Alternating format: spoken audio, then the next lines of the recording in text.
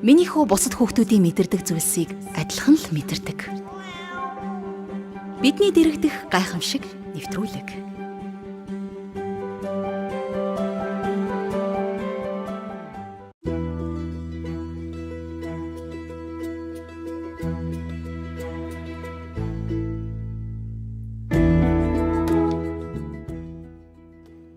Сайн байцгаана уу эрхэм хүндэт сонсогч мөн үзэгчтэй. Гэр бүлийн радио 104.5 бидний дэрэгдэх гайхамшиг нэвтрүүлгийн 2026 оны 4 сарын 28-ны өдрийн шинэхэн дугаар хүрэхэд танд хүрэхэд бэлэн боллоо. За Одко сайн уу? Сайн уу. Өнөөдөр студид хөтлөгч Одко, оюука найруулагч Мизүүн наржилж байна. За Одко маань сонио чи юу байв? Хүүхдээ аршаандаа яваад ирсэн. Аутизмыг таниулах сар маань одоо дуусгаал. Аршинд яваад ирсэн жоохон сулдсан маягтай байна. Тэгээ хавар усныг илгөө жоохон нойр хүрээд нэг тийм хөрөлэн да. За хоёр хөтлөгч нь өнөөдөр нэвтрүүлэгт нэгэн аутизмтай хүүхдийн ээж тэгээд бидэнд одоо маш хэрэгцээтэй мэрэгжлийн эмнэлэг зүүн хоол зүйчийг өрсөн байгаа тийм. Зочноо танилцуулах. За тэгээд манай зочин маань болохоор ТБ хоол зүйн Балтбадрыг үүсгэн байгуулагч юм эмэгтэй байгаа мөхтөл гэдэг эмэгтэй. Тэгээд битэр түрүүн орж ирэхдээ ярилцаадсэн бүр амар их юм хийсэн хүн байна. Тэгээд нөгөө нэг нэвтрүүлгийн цаг маань богинохон учраас яг хэрвээ нөгөө 4 сарын 2-ны ивент дээр ирсэн хүмүүс маань байгаа бол нөгөө сонсож байгаа бол тэнд бас нөгөө аутизмтай хүүхдүүдийн хоол зүйн талаар нөгөө илтгэл тавьж исэн. Тэгээд тэрнийхэн талаар ер нь төлхөө яриулахаар бас тохиролцоод байж гэн. Гэтэ гол нь нөгөө нэг тэр талаас илүү бас бид нэр яг тэр ивент дээр ярьсан талаас илүү бас нөгөө ээж гэдэг утгаар нь бас жоохон ярих хүсэж байгаа. Тэгээд өөрийгөө ингээд авчхан танилцуулаад бас хүүхдийн талаараас танилцуулаад ингээд яриагаа эхлэе. За миний хувьд одоо яг аутизмтай хүүтэй байна. За тэгээд онцлуулаад 2 жил болж байгаа. За тэгээд бусад нөгөө аав ээжийн л адил бит хоёр ч гэсэн оншоо одоо ингээл таньж мэдэх одоо энд дасан зохицож амьдрах тий цаашдаа одоо яг амьдралын хэм маяг ажил амьдралаа тий хэрхэн зохицуулах уу гэдэг одоо ийм сонголттой нүүр тулаа явж байгаа үе маань байгаа. За мэдээж онш одоо ингээл сонсоол эмнэлзүүдэр ч гэсэн л дээ та одоо шууд ийм өвчтөй байна гэдэг онш хэлэхэд шууд хүн ингээл нэг шууд өө тийм үг ингээ хүлээж авахгүй шүү дээ тий. Одоо яг тэр цаг хугацаанд л явж байгаа гэсэн үг. Тэгээд заримдаа нэг тийм өөдрөг болчихно. Заримдаа юу лээ гэл буцаал одоо ингээ тий яагаад юм болчихвоо гэж гуйнах ч гэдэг юм уу тий. Тэр нь тэр үед явж байгаа. Гэхдээ харьцангуй жилийн өмнөхийг бодвол арай тэр ингээл бүр хит ингээ савлдаг нь арай багасцсан явж байгаа гэсэн үг тий. Тэгээд миний хувьд болохоор Токиогийн олимп, Парисын олимп гээд үндэсний шгшээ баг байгаа шүү дээ. Олимпийн намирчдын хоол зүйн багийг одоо гишүүн за тэгээ ахалж ажилласан.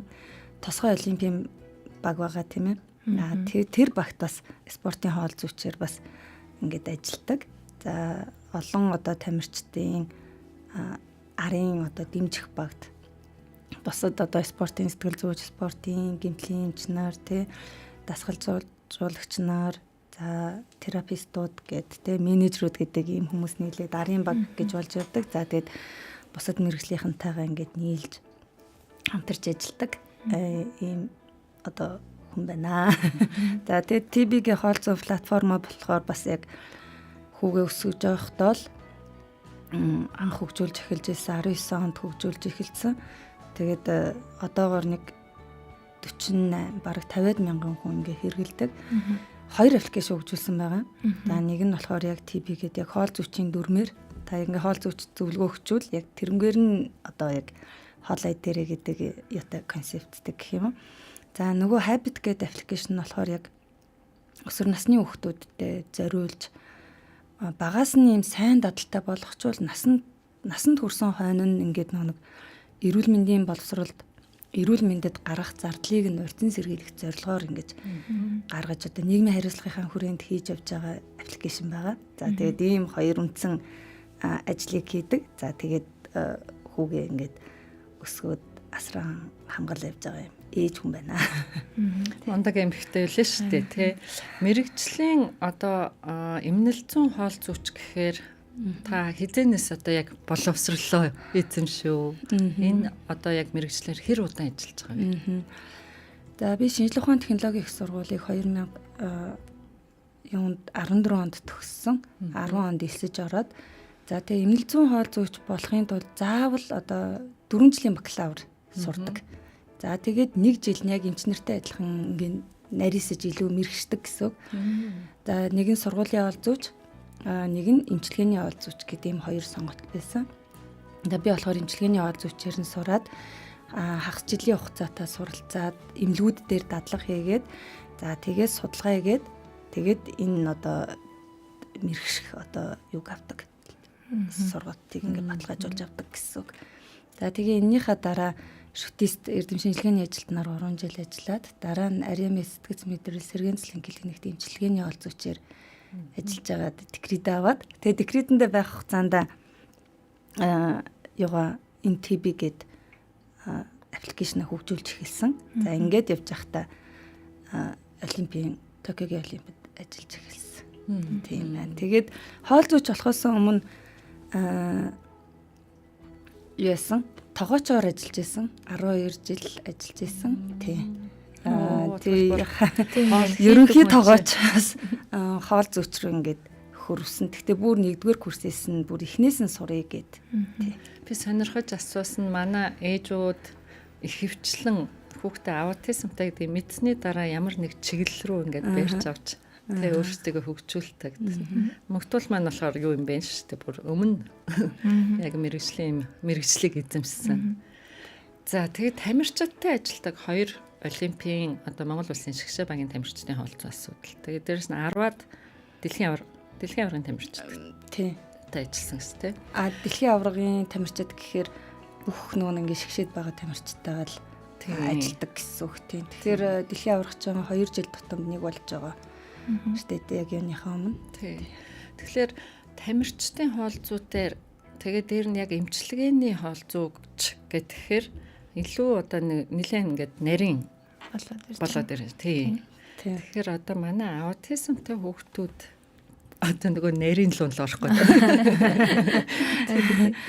Тэгэхээр одоо яриага яг аутизмтай хүүхдүүдийн одоо бие бэлтрийн хөгжил тий хоол боловсруулах шингээл төр нь яг ямар хуу байна.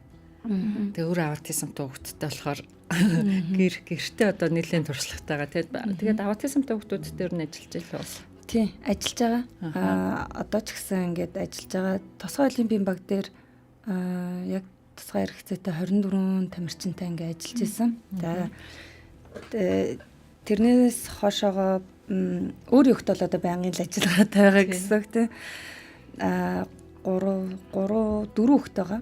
За тэгээд тэр хүүхдүүд чинь зарим нь сар болоод эргэж ирээд давт үзлэгтэй орон, зарим нь 2 сар болоод эргээд ирнэ гэдэг юм уу тийм. Иймэрхүү байдлаар ингээл ажиллаад яваад байгаа. За тэгээд ерөнхийдөө ингээд ажиглаа харж байхаар аутизмтай хүүхдүүдийн маань их хоол боловсруулах нь их юм өрмөц онцлогтой байна гэж ажиглаж байгаа. Бас нөгөөх нь эргээд тэр нэг зан үйл хэвшмэл давтагдмал одоо хэлбэрээсээ тэр зан төрхөөсөө хамаарат бас хоолнд хандж байгаа хандлага нь бас их юм сонирхолтой өрмөц байгаад байгаа. Тэгээ буцаад тэр нь өөрийнх нь одоо хүүхэд гэрчэн ингээл том болж өсөлт хөгжилт гэдэг зүйл нь өдөр болгон л явагдаж байгаа шүү дээ. Тэгээ тэрэнд нь бас юм өөр байдлаар ингээд оролцоод байна да гэдгийг л их сүүлийн үед харж байгаа. Тийм тэгэд бид нар дээр ч бас их эцэг эхүүд асран хамгаалагч нар ч гэсэн бид нар нэг санаатай болон санамсаргүй те хоолтуудыг дандаа хийж байна. Тэгээ үүнээсээ болоод урт хугацааны эрүүл мэнд гэдэг нэг асуудал. Хоёр дахь нь хүүхэд байсан хүүхэд маань өсвөр насндаа очино. Өсвөр наснд хүрсэн болвол 18 нас хүрнэ. Тэгээд насанд хүрэхч болоход гэдэг нь 5 жилийн дараа 10 жилийн дараа 20 жилийн дараа тэр хүүхдүүдийн маань бие бэлтрийн хөгжил одоо яг энэ биенийх нь эрүүл мэнд тэр биеийн бүтэц гэдэг зүйл хаана очих вэ гэдгийг л илүү их харж одоо судлахыг чиглэлээ болгож ингээ ажиллаж байгаа да. Ялцчгүй манай аутизмтай хүүхдүүд чинь нөгөө хоол дээр бас асуудалтай байдаг тий. Нөгөө нэг хоол нь эргээгээд тэр хүүхдэд бас нөгөө нэг зан авир гаргахад бас нөлөөлөд идэв шууд одоо нэг эмзэг байдаг. Тэдээс тарих хоёр холбоотой гэж ярьдаг шүү. Нөгөө нэг илүү одоо чихэрлэг мэдгээр нөгөө нэг аюу зан авир нь ихсэд идэг ч гэдэг юм уу те. Яг энгийн хүмүүсийг бодоход хит мэдрэг байгаад идэв шүү дээ. Тэгэхээр тэр тал дээр эцэг эхийг яг дийлийнх нь хөвчлэн ийм зүйл дээр хүүхдүүд ер нь жоохон юм манай юм хүүхдүүд жоохон болохгүй ч гэдэг юм уу те. Нэг хэрглэж болохгүй ийм тал руугаа яа гэдэг тал дээр та бас зөвлөл юу гэж хэлэх Дэлхийн эрүүл мэндийн байгууллага гэдэг том одоо байгууллага байгаа тий. Бүхэл одоо ялангуяа эмнэлзэн хоол зүйчнэр Дэлхийн эрүүл мэндийн байгууллага болон одоо манай улсын эрүүл мэндийн яамнаас гаргаж байгаа тий. Тогтоомж, удирдамж, стандартын дагуу одоо ингээд хоолтын зөвлөгөө өгдөг. Жишээлбэл одоо чихрийн шижин 2 дугаар хэв шинжтэй байвал тэгээ хүүхэд байвал ийм одоо уурган тэдэн хувиар нүүрс усны тэд уурган тэд гэд тэ. За өглөөний сахарны юм байвал ийм хоол хүнсийг тэдэн үр тарианаас тэдэн нэгж, махнаас тэдэн нэгж гэх бүр ингээд маш нарийн одоо стандартаар хоол зүйн зөвлөгөө ингээд боловсруулж өгдөг. Бүх эмчилгээний хоол зүйчнэр, сургуулийн хоол зүйчнэр ч гэсэн. За тэгэнгүүт аутизмдэр бол одоогийн байдлаар за яг уурган тэдэв тэ нүүрс усны тэд ийм гэдэг тодорхой одоо бүр наривчилсан тийм зөвлөмж удирдамж бол одоогор гараагүй. Яагаад гэвэл аутизм одоо ч гэсэн судлагдж байгаа тий. Учир шалтгааныг нь тодорхойлж ингээм тодорхойлоогүй штэ тий. Одоо бүр яг энэс болчлоо гэж хэлсэн нэг ч одоо судалгааны том одоо юу байхгүй нэг сурулж байхгүй байгаа. Тийм учраас нэг Дэлхийн эрүүл мэндийн ч гэсэн барьж байгаа одоо үзэл баримтлал бол зөвлөмж хөрвүүлж байгаа. Зөвлөмж гэхээр юу вэ гэхээр насанд нь тохирсон хамгийн нэгдүгээр хангалттай илчлэг гэдэг зүйлийг өгнө. За 13 настай хүүхэд 3 настай хүүхдээ идэх хоолны хэмжээ өөр шүү гэдэг санаа. За мэдээж хүүснээс нь хамааруулж байгаа. Эрэгтэй эмэгтэй хоёр хүүхэд чинь өөр шүү гэдгийг тэрэндээ тохируулаарай гэдг нь илчлэгийн тухай асуудал ярьж байгаа. За хоёр дахь нь болохоор хангалттай шимт тэжээллэг байх гэж байна. Хангалттай шимт тэжээллэг байх гэдэг нь таны хүүхдийн хоолнд мах байх ёстой, үр тарианы бүлэг байх ёстой, өөх тас байх ёстой, сүү цагаан эдэ байх ёстой, ногоо байх ёстой, жимсний бүлэг байх ёстой. Энэ 6 хүнсний бүлэг зургуулаа байх ёстой гэдгийг хэлж байгаа гэсэн. За тэгэхээр саяны нэг юунаас бодох нь те за манай хүүхдэд настай илчлэг нь болж байгаа юм болов уу? Хоёр дахь нь саяны хэлснээр энэ 6 хүнсний бүлэг зургуулаа байна уу гэдэг дээр бас аав ээжүүд хүүхдийн хоолн дээр бүртгэл хийж үзээрэй хэлмээр. За 3 дахь санаа нь бол шингэн хангалттай болох. Шингэн одоо усгүйгээр хүний бие махбодод ямар ч нөө биомын процесс явагддаг. Бүх юм усны оролцоотой явагддаг. Тэгэхээр таны хүүхдэд ууж байгаа шингэн ус нь яг хангалттай байна уу? Таны хүүхд усны дутагдал байна уугүй юу гэдгийг дандаа шалгаж авах хэрэгтэй гэсэн.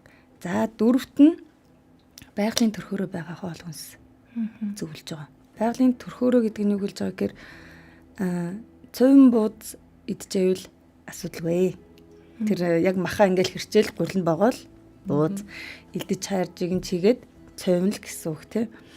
Харин таны хүүхэд өдөр болгон шарсан хоол тий өдөр болгон хитрхи их тосон тайрсан хоол идээд амтлагчтай хоол идээд хитрхи их нэг юу идээд байвал үйлдвэрийн те хит боловсруулсан хоол хүнсний давтамж их байвал болохгүй шүү л гэж хэлж байгаа. За тэгээд энэ бүхнийг хийсний дараа хамгийн сүүлд үнэхээр ингээд ч те одоо шимт тэжээлийн хангалттай авч чадахгүй гэж үзчихвэл те за зан үеийн хувьд, зан төрхийн хувьд одоо бид нар зөндөө бэрхшээлүүд тохиолж байгаа шүү дээ. Тэр нь ингээд үнэхээр болохгүй бол одоо шинжилгээ өгөө.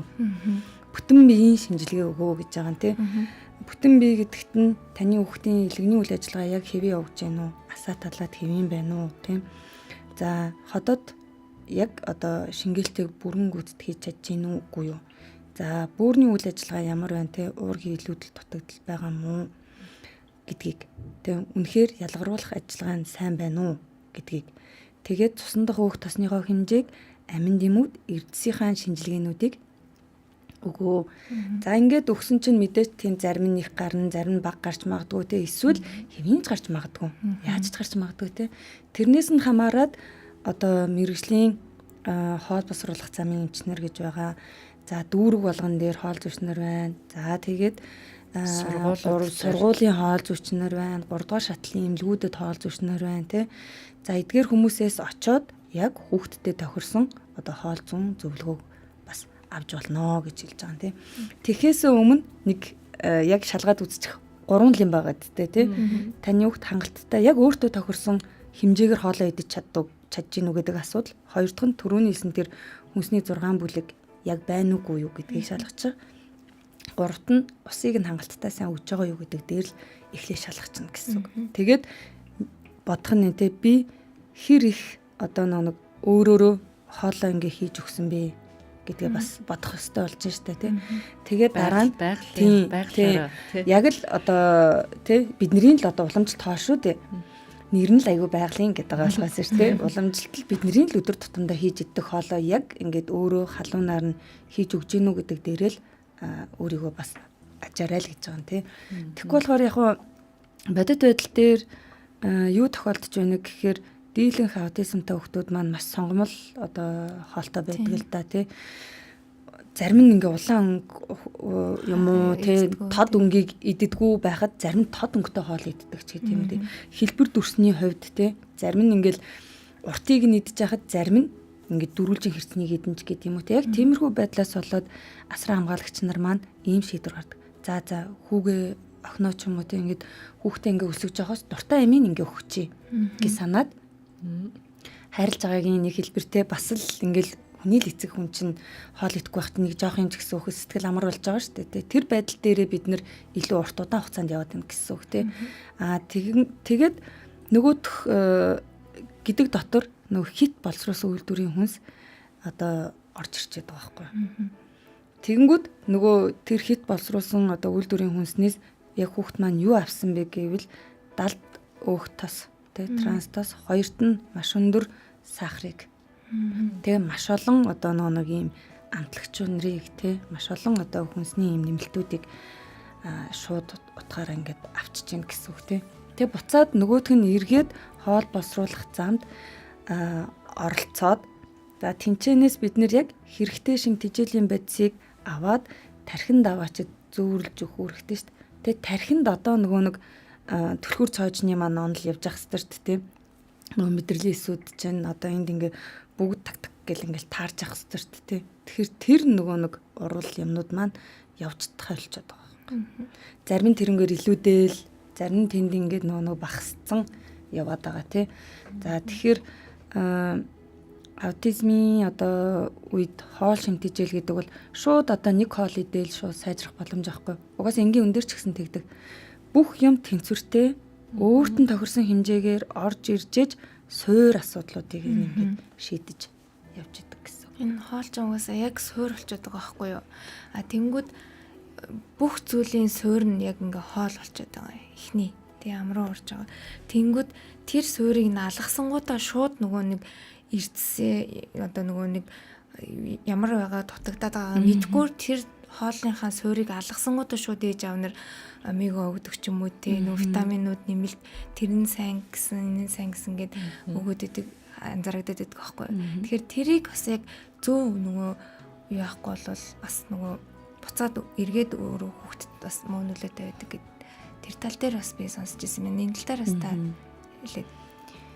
Ер нь одоо энэ амин дэм хүнсний нэмэлтүүдийг ямар тохиолдолд өгөх ёстой юм? Тэр талаар яг мэргэжлийн зөвлөгөө тий. За одоо ингэдэг л дээ улс орон болгон нэг 4 жил тутамд өөрийн улсынхаа иргэдийг судлаад, хоолтын байдлыг судлаад за одоо нийт манай иргэдийн дунд одоо ийм хоолтын асуудал байна, тэ жингийн хувьд ийм байна, тэ халдварын бус одоо архаг өвчлөлт өртөх эрсдэл ийм байна гэж судалгаа гаргаж ирээд за энэ хүнсний бүлгээс эдийг авал хоногийн хооллоор авбал тэр хүний одоо нийт бодисын солилцоон шаардлагатай хоол хүнс тэдэн хувиар орж ирнэ гэдэг ийм зөвлөмж боловсруулдаг. За тэгэд тэр зөвлөмжөөрөө бид нэр саяны хэлсэн тэр 6 хүнсний бүлгээ хангалттай идээд байх юм бол заавал одоо нэмэлт авах шаардлага гардггүй гэсэн үг. Гэтэл нөгөө түрүүний хэлсэн тэр нэг 6 бүлгээс одоо ингээл бодоход те өдөр болгон нэг 200 хүртэлх грамм ногоо идэж чадахгүй, нэг 300 грамм хүртэлх 200-аас 300 грамм хүртэлх сүү тараг ингээ хэрглэж чадахгүй байх. За 1-2 ширхэгтэй жимсгэн за манай айнс цэцэргэн ч гэсэн орж байгаа шүү дээ. Тэднийг ингээд уухгүй байгаад байвал бид нар одоо тэр амин дэм эрдэс бодисын дутагдaltaй яах нь хангалтгүй хэрэглээтэй л болоо л яваад байна гэсэн үг байхгүй юу. Төрөөнийснээр бид нар тэрнийг ингээд өдөр болгон хэрэглээ. За 7 хоногт одоо хамгийн багадаа 3-аас 4 удаа ингээд хэрэглээдээвэл бид нар тийм их дутагдaltaй очдгоо гэсэн үг. Уг нь. Гэтэл бид нар нөгөө нэг одоо шууд за нэг юм дутагдал болохоо байлаа гингүүд шууд нэмэлт аваа очих юм байна гэдэг нэг юм ойлголт биднэрт яваад байгаа байхгүй юу. Ганц ингээд бидний хүмүүсийн асуудал дээр биш шүү дээ. Нийт иргэдийн манд донд эрүүл мэндийн боловсрол, дээрэс нь хоо шимт хичээлийн боловсрол, биеийн одоо энэ бие бэлтрийн одоо боловсрол те би 10 жилийн дараа яг эрүүл мэндийнхээ хувьд ямар байх юм бэ гэдэг те энэ юм маань арай сул байгаатай л холбоотой гэж үзэж байгаа. Өөрөө өөрсдийгөө шууд онцлоо. Эсвэл олон нийтийн одоо нийтлэг хэрэгжилж байгаа юмнууд руу одоо нөгөө яа нэг шуураад. Тэгэхээр үнэхээр ингээд та өөртд нь одоо асран хамгаалагч нарын тухай бас яриа л да тий бид нар чинь маш өндөр ачаал авж шүү дээ тий. Нэг юм хідэн удаа тайлбарлах, ууггүй давтах гээл тий. Энэ юмд чинь маш их ингээл мэдрэлийн одоо өндөр ачаал авах, биеийн ч гэсэн хувьд өндөр ачаал авч байгаа шүү дээ. Тэгэнгүүт ээж аав ч гэсэн за би ингэ ядарч байгаа юм чи хүүхд маань ядарч магадгүй гэж боддоггүй тий. Ингээл сонснороо л өндөр дунтай омега шууд өгнө. Шууд. Тий. Гэтэл тэр омега чинь дотор нь агуулгадж байгаа дахиад 2 том тосны найрлага байгаа шүү дээ тий. Тэр хэмжээ нь яг таны хүүхдийн өндөр жинд нь яг тохирсон юм уу гэдэг асуудал яригдах хэрэгтэй байхгүй. Тэгэхээр тэр омегаг шууд өхөөсөө өмнө болвол түрүүний хэлсэн тэр шинжилгээ гэдэг ямыг өгчмөр байгаа байхгүй. Дэн яг хэвэн байсан юм уу? Тэ кальци хэвэн байсан юм уу? Магний хэвэн байсан юм уу? Хамгийн их одоо яригддаг те цайр хэвэн байсан юм уу? Б-ийн төрлийн витаминууд нь яг хэвэн байсан юм уу гэдгийг биохимийн шинжилгээ ингээд нэг удаа өгчөөд дараа нь тэр шийдвэрийг гаргаасаа гэж үсэн ярьдаг. Тэрнгүү шинжилгээ, биохимийн шинжилгээ одоо нөгөө элэг бөөрийн үйл ажиллагаагаа шалгаа тий эрдэс бэцэн дутагдлаад тэрний дараа өхөө үгүй юу гэдэг шийдвэр. Тэгэхгүй болвол эргээгээд буцаад нөгөө хүүхдүүдтэй бид нэг уулын шимт хичээл өгөх гээд байгаа нь ямар ч аав ээж те нэг сайн зүйлийг л өгөхгүй л хичээгээ энийг өгчвөл бас нэг сайжирчдığım болоо те энийг өгчвөл бас нэг хилд орчдığım болоо л гэдэг ийм найдлага хийсэндээ л хийж байгаа сонголт штэ тий. Тэгэхээр мэдээж аав ээжийн тэр сонготыг бол хүндлэн тий. Гэхдээ аав ээжүүд минь эхлээд саний хэлсэн юм шинжилгээнүүдийг өгч хөө. Тэр нь таны одоо ингээд ямар ч ашиггүй зарцуулж байгаа одоо хүнсний нэмэлтүүдээс гарах мөнгнөөс харьцангуй одоо баг зардал гэсэн үг тий. Тэгээ яг тэнцэнээс ингээд мэдчих юм бол за яг маг нь одоо энэ насанд нь ийм хэмжээгээр орж ирэх юм бол би магниг энийг тэдэн хоногийн хугацаанд тийм болох юм байна гэдэг тодорхой мэдээлэл авчдаг л гэсэн үг байхгүй. Одоо ингээд анзаараад тахаар нийтлэг D витамин байна тий. Нийтлэгээр одоо айл болгон одоо баг том хүүхдгүй адилхан тунгарууд болсон шүү тий өдөр болгон. D витамины хувьд бол угаасаа тэг нь яагаад гэвэл манай улсын нийт иргэд ер нь D витамины дутагдaltaй гардаг. Яагаад тэгэхээр бидэд чинь нарнаас эквадорын бүсээс хол за тэгээ манад чинь яг ингээд нарт тусж байгаа гарч ирж байгаа одоо цаг хугацаанд яхан бага штэ тий. Одоо ингээд яг хавар болоо 100 болоод бид нараас тийм дээг ингээд ялгаруулах боломжтой болж байгаа гэсэн үг тий. Тэр үед түрүү нөгөө ярьсан шүү дээ 10,000 та дээд хариулсан хүүхэдтэй гэл тий. Тийм тэг хин зүйлсэн гэсэн чинь дуурахгүй. Тэгээд үгүй ихчээ та зөвлөх хэмжээ урьдчилан сэргийлэх тун гэдэг чинь 400 одоо олон улсын нэгжээс бүр бага насны хүүхд эхэлж байгаа шүү дээ 400 600 гээл тий. Яраагаас эхлээл ингээд нас сар ахт тусмал ингээд нэмэгдэж байгаа шүү дээ. Тэгээд зөвлөх тун, урьдчилан сэргийлэх тун, эмчилгээний тун гэдэг юмнуудаа ингээд ялахгүй. Ерөөсөө ингээд дураараа л уугаад идэх. Тэгээд Д витамин чинь илүүдсэн ч асуудал үүсгэн. Бүх юм ганц Д витамин ч биш. Тийм. Бүх амин дэмүүд илүүдсэн ч асуудал үүсгэн, дутагдсан ч асуудал үүснэ. Тэгэхээр яг тэр зөвлөмж хэмжээтэй ойролцоогоор хоолоор орж ирээд үлдсэнийг нь одоо яг тэр эмчийн зөвлөгөөгөөр биохимийн шинжилгээгээр дутагдсан байвал нөхөж оруулаад болоо асуудалхгүй тий. Гэтэл эргээгээд тэр их илүүдэд байгаа тэр их хаана очиж юу болж хувирах вэ гэдэг асуудал гарч ирээд байгаа байхгүй тий. Одоо манай аутизмтай хүүхдүүдэд бас нийтлэг анзаарагддаг юм эзний одоо нөгөө шимэгдэл процесс тий. Нэг хэсэг хүүхдүүд хит өтгөн хаталттай. Нэг хэсэг нь бол бүр шингэн хүндэрдэг. Энэ тал дээр ер нь ямар зөвлөгөө өгөх вэ? За юунаас болоод энэ шинжилгээ өгөх юу байгаа юу? Эхний алхам нь юу яаж вэ? Эхний алхам нь ерөөсөө бид нар эхлээд шингэний менежмент хийх хэрэгтэй гэдэг.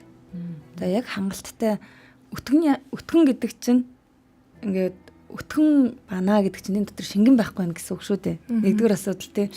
Суулгаад байна гэдэг чинь тэнд шингэн их хэмжээтэй нэг байна гэсэн үг. Тэгэхээр та өдөрт яг хүүхдтэй ингээд ийм тохирсон хэмжээгээр усын уулгаж чадж гинүү гэдгийг бас эхлээд шууд шалгах хэрэгтэй гэсэн үг тий. За тэгээд хоёр дахь асуудал нь таны хүүхдийн хоолнд эслэг байна уу? Ингээд нөгөө ногооны бүлэг тэр чигээрээ ороод ирдэг гэсэн үг. За тэгээ яг ингээд энийг энгийн юм шиг сонсогдож байгаа л да. Энэ ус л ярьж гин. Тэгээ нөгөө л юм ярьж гин гэж бодож байгаа боловч яг ирээд хоолцоо ингээ үнэлгээнд ороод ингээл хийхэд уруул нь натцсан тийм ээ. Гар хуруун ингээ сүрдийцэн. Тийм байвал өтгөн хангалттай атнаа л гэсэн үг.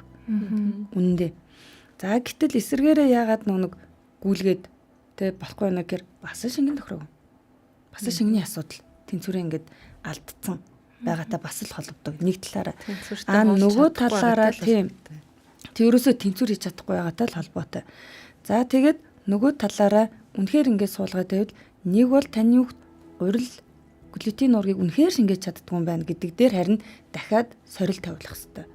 Нэг бол сүү цагаан идэ лактозыг үнэхээр шингээж чадахгүй юм байгаа юм байна гэдгийг нь тодруулах хэрэгтэй гэсэн үг. За тэгэд цаад нэг шалтгаанаа олоогүй хэрнээ шууд нэг ингээд ийм бэлдмэл нэмэлт гэдэг зүйл рүү ороод байгаа байхгүй тийм. Тэгээд тэр зүйл маань тухайн үедээ л арга хэмжээ авна. Суур шалтгаан руугаа орохгүй болвол ямар ч үр дүнд хүрэхгүй гэсэн үг. Тийм. Тэгэхээр өтгөн атах асуудал нэгдүгээр шингэний асуудал гарна, хоёрдугаарт эслэгийн хэмжээ хэр их байсан, гуравдугаарт яг амаар нь одоо ашигтай бактерийг агуулсан хүнс орж ирсэн юм уу гэдгийг бас хянах хэрэгтэй болчихж байгаа байхгүй. Тэгэхээр амаар нь орж ирсэн ашигтай бактеритай хүнс гэдэг чинь нөгөө бидний өдөр тутамдаа л хэрэгэлдэг тараг айраг тий хормог юм шүү дээ.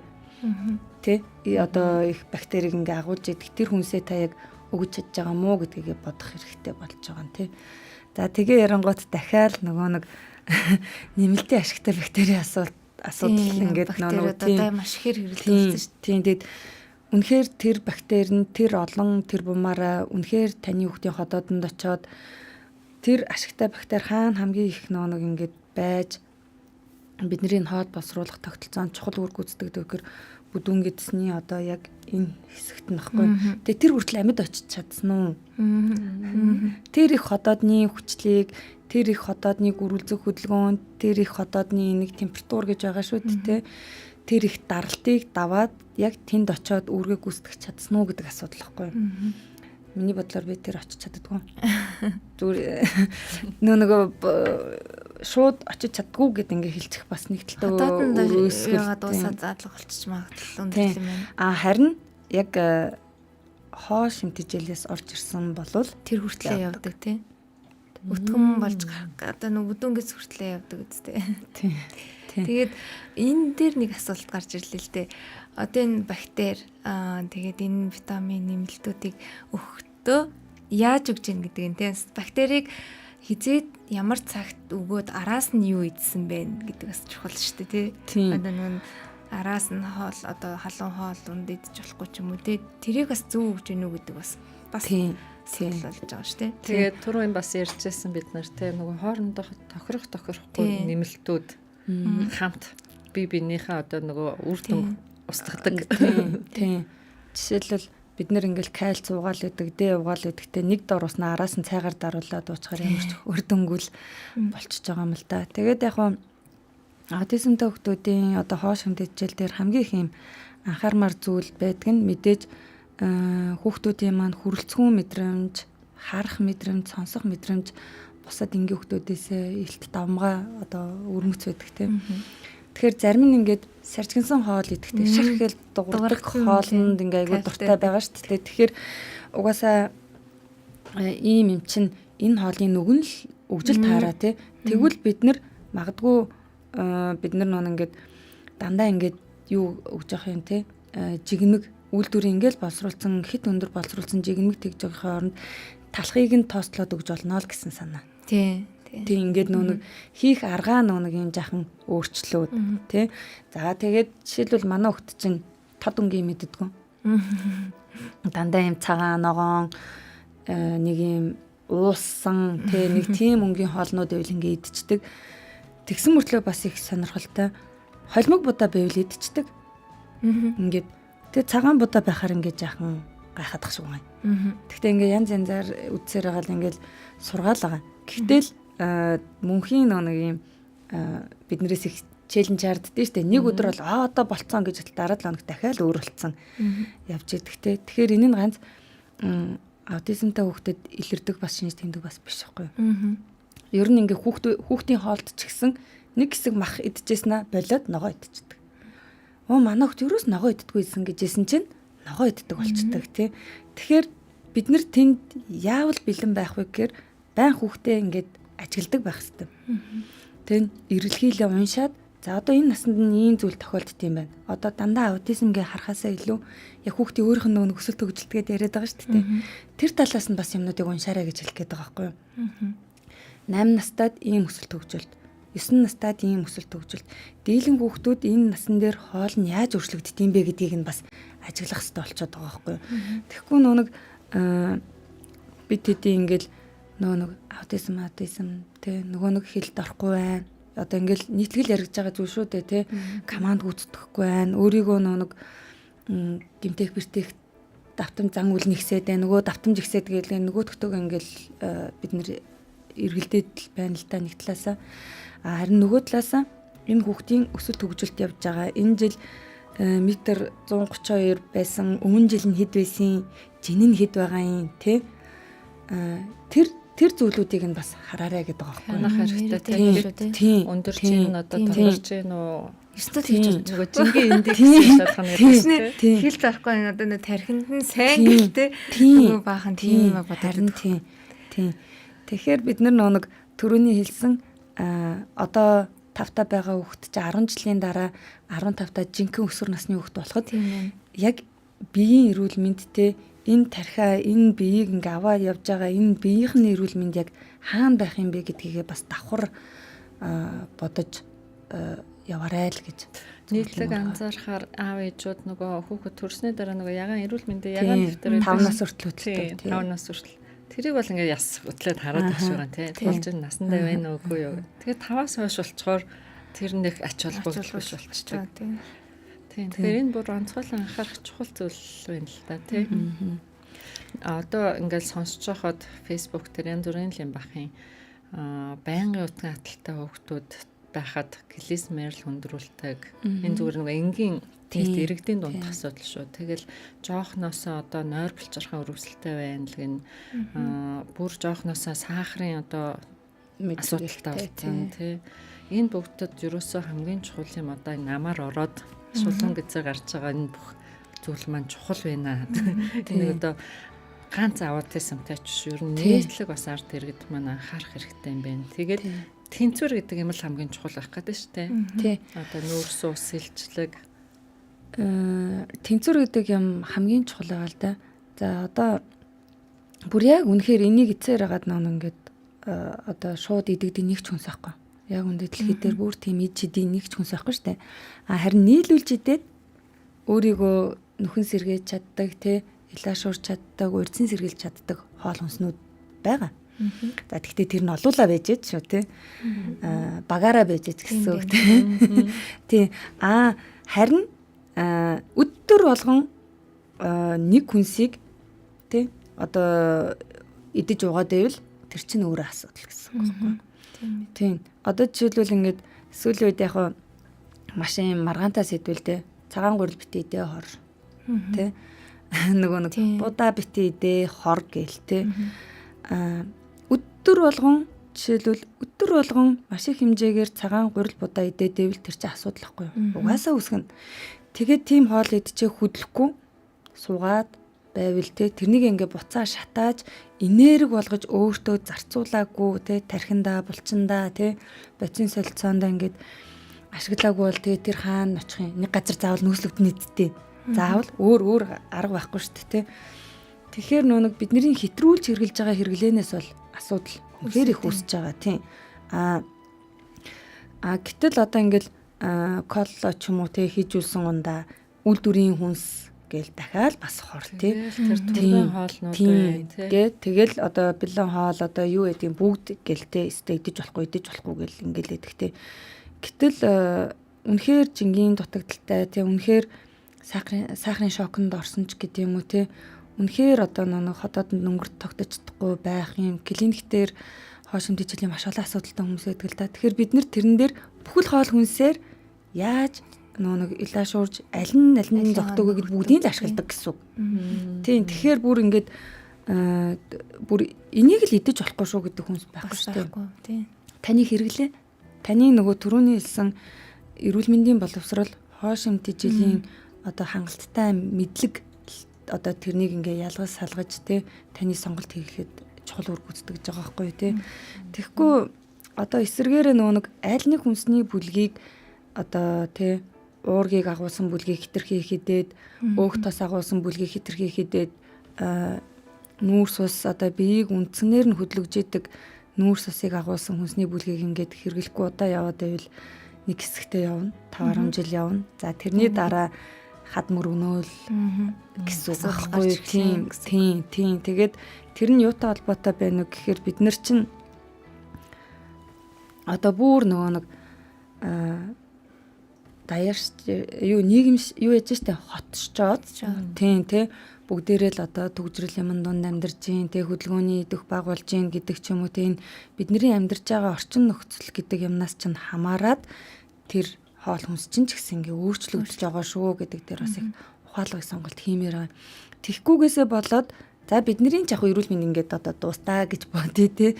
Гэтэл тэр гэр бүл дотор одоо нэг эзэгтэй байлаа гэж бодоход тэрний ард байгаа хүүхдүүд нөхрийн эрүүл мэнд те гэр бүлийн эрүүл мэнд гэдэг асуудал тэнд ингээ явж байгаа байхгүй те. Дийлэнхтэй ягаад эзэгтэй гэрсэн бэ гэхээр эзэгтэй л заримдаа сайн юм сонсч ирнэ те. Зөв юм сонсч ирнэ.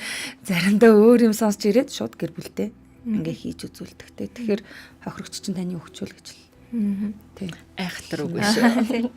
За ингээд нэвтрүүлгийн цаг дуусахад нэлээд өвчч бидэнд 1 минут л үлдээ. Тэгээд одоо сүүлийн асуулт өөртөө чинь одоо холбогдоод манай ээж аав нар зөвлөгөө авъя гэвэл тийм боломж байдгүй. Байдаг бол ямар одоо арга замаар яаж холбогдох вэ? Тэр талаар тий. Одоо нэг нийт одоо аутизмтай хүүхдүүдийн маань тоо угаасаа их өндөр байгаа шүү дээ. Тэгэхээр нэг хүн бол хүрэлцэх боломж авахгүй. За бүр үнэхээр зориод одоо тийм зөвлөгөө авъя гэж байвал одоо юунууд байгаа. холбогдох одоо TB хоолцоо аппликейшн гэдэг Facebook байгаа. За тэгээд түрүүн хэлсэн нэг үнгүү одоо тий үзүүлж болох тийм тэднэрийгээ бас ашиглаарай. Нэгдүгээр, хоёрдугаар аппликейшн татаж аваад та эхлээд яг өөрийнхөө хүүхдийг үнэлгээгээ хэлгэж. Тэр чинь үнгүү хийж байгаа шүү дээ. Та яг одоо байгаа өндөр жин нас хүүс хөдөлгөөний идэх тий хөдөлгөөний идэх манай хүүхдүүд ер нь хөдөлгөөний идэх өндөртөд орж байгаа шүү дээ тий. Тэгэхээр яг тэрнийг ингээд тооцоолохоор таны хүүхд өдөрт одоо 1300 юм уу 1800 ккал хоол идэх юм байна шүү. Тэдэн аяга суух юм байна шүү гэд гараад ирнэ.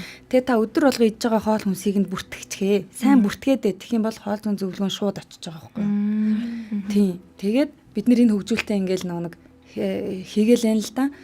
За тэгээд үнэхээр ингээ өөх тосны илүүдэд байвал ийм эрсдэл танд байна шүү. Хүүхдийнхээ энийг жаах ингээ багсгаарай гэд. Та үнэхээр ашиглаж чадвал бас тийм боломж байгаа гэсэн үг. За тэгээд хэрэгтэй одоо тийм мэдээлэл юм авъя гэвэл манай Facebook хаягуудаар байгаа вебсайтаар TBC-ийн вебсайтаар ч бас байгаа. За ингээд манайхан холбогдоод тий аппликейшнийг ашиглаж үзэх хэрэгтэй юм байна. Саяхан хэлсэн одоо эмнэлгүүд, сургуулийн хоол зүйч тий энэ бүгдийг бас уулзаад ядчил нэг зөвлөгөө авчих хэрэгтэй юм байна тий. Маш нарийн юм юунуудаа чиглүүлгээ бол авчих штэ ингээд төрөлдөд байгаагаа олоод авчихна гэсэн. За тэгээд энэ гоё үнэтэй зөвлөгөөг өгөхөөр одоо бид хоёр урилгыг хүлээн авч хүрэлцэн ирсэн мөнхтуултай мөн чих баярлалаа. Тэгээд бас нэг хүсэл тавьмаар байна. Манай Тэнгэрлэг ээжүүд групп сар болгон ээжүүдийн уулзалт хийдэг. Энэ уулзалтаа бас тусгаалan бас урьж зочноор бас явуулчмаар санагдлаа. Баярлалаа. За ингээд өнөөдөр манай нэвтрүүлэг үгээр өндөрлж байна. Баяртай. За баяртай. Зараа уулзлаа баяртай. Хүүхэд бүхэн өөр онцлогтой. Өөрөөрөө өнгөөр гэлтдэг. Би ч мөн адил тэдний нэг юм. Бидний дэрэгдэх гайхамшиг нэвтрүүлэг танд хүрлээ.